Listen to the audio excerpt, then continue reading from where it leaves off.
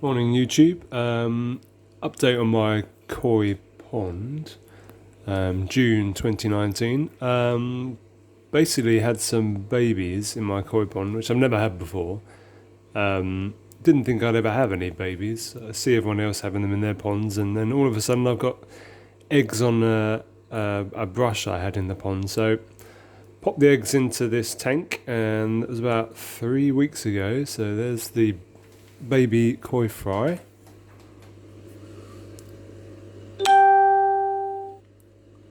I've no idea what fish they came from, so it'll be exciting to see what they turn into.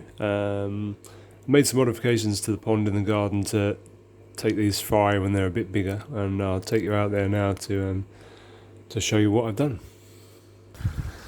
So here's the koi pond at the moment. I did put a couple of new fish in there just recently. The big grey fish. There is a new fish I picked up off of eBay, I think, and also that one koi there with the orange sides of its face. So I'll take you around and show you all the pond, and then show you the alterations I've made.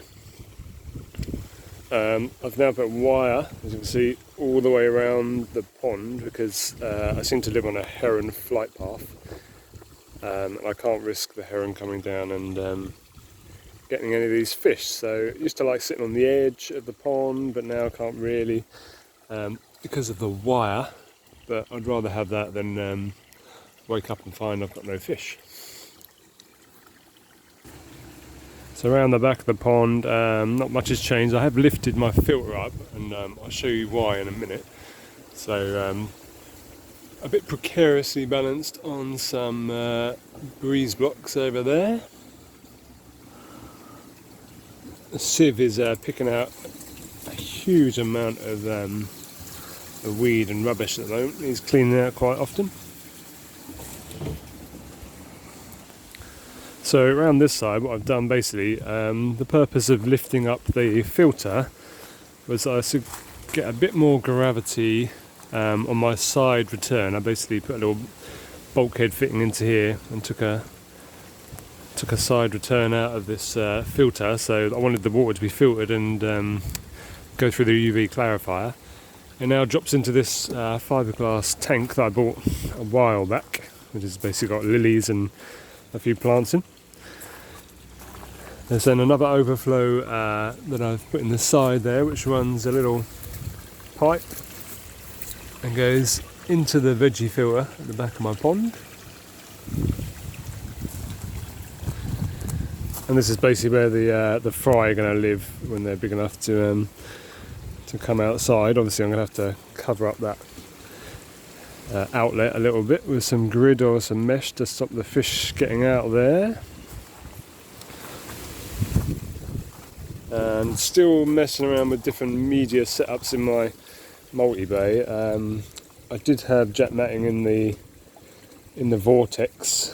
The trouble is with my multi-bay is because the two central compartments are joined together, so the water comes in the vortex, down, up and over, that whatever media I have in the middle bays gets all emptied at once. So if I drain the water down, the water goes down together, which has always been an issue because I can't really make either bay into a K1 bay without a lot of modification.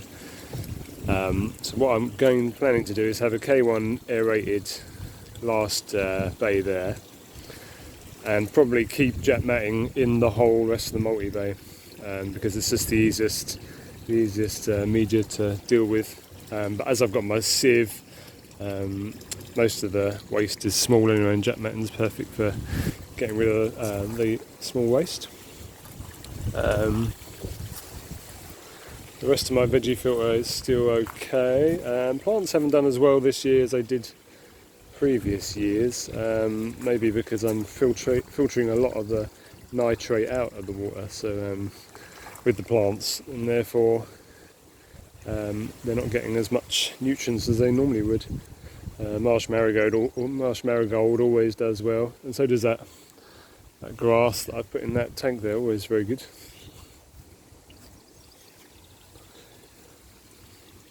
What was a bit murky today because of yesterday's changing the filter around, made a lot of mess.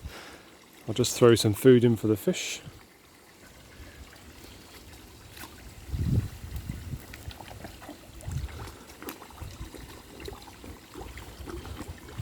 So fish are all feeding well. I plan on getting another air pump eventually so I can run a bit more air into the pond. I did have an air pump, but it was just so noisy I had to get rid of it. There's the dog, Waffles. I had to get rid of it because it was just too noisy. There's my other dog, Reggie. He loves laying in the sunshine, don't you, Reg?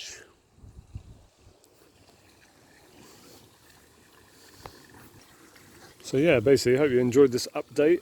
If anyone's got any ideas on how I can improve my multi-bay media setup, would be appreciated. I did look at a cloverleaf CL3 filter, mainly because I looked at one on eBay recently, mainly because the way the CL3 has a conical shaped compartment, it seems easier to drain down. This multi-bay is very flat on the bottom, and the waste pipes are a little bit above the bottom, so the waste never really comes out of the bottom of the multi-bay. And plus with the CL3 it is 4 separate compartments, which lends itself easier to K1 conversions. Trouble is I'm kind of stuck with this multi-bay at the moment because of the space around the back of my pond, so if anyone has any ideas on how I can improve that, stick them in the comments below. So yeah, it's a beautifully sunny day, so I'll leave you guys and see you next time.